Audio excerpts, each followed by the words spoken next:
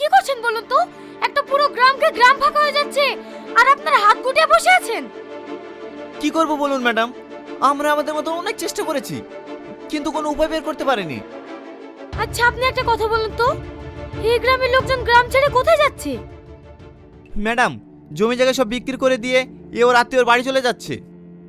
1 minute, জমি জায়গা বিক্রি করে দিয়ে চলে যাচ্ছে মানে? ওদের জমি নিচ্ছে কে?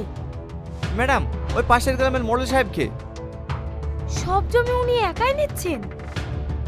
হ্যাঁ ম্যাডাম, নেবেই বা না কেন? 10 লাখ টাকার জমি 1 লাখ টাকা পাচ্ছে।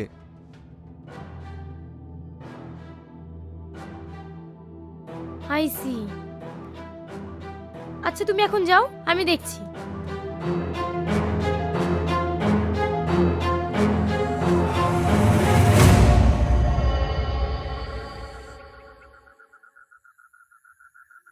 মাল খেয়ে যদি না হয় বেশমা, তবে কিসের মাতাল?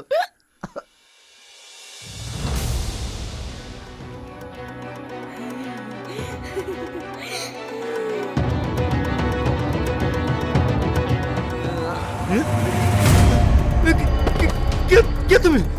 কে তুমি? আমাকে চিনতে পারছিনি? ভালো করে মনে করে দেখ, 3 দিন আগে তোর হাত কেটে দিয়ে গেছি, আজ গলা কাটতে এসছি।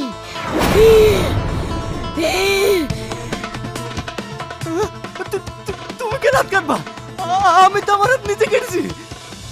সত্যি করে বল, তুই কিসের জন্য নিজে নিজে হাত কেটেছি? না না, আমি বলবো না, বললে ওরা সব মেরে ফেলবে আমাকে। সত্যি করে বল, নাহলে এখানে তোকে আমি মেরে ফেলবো।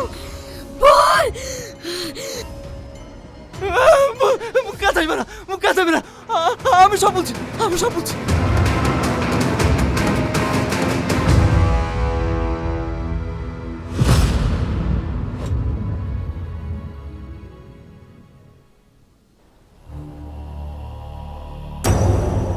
কি ব্যাপার সামাদ, ওখানে দাঁড়িয়ে কেনে?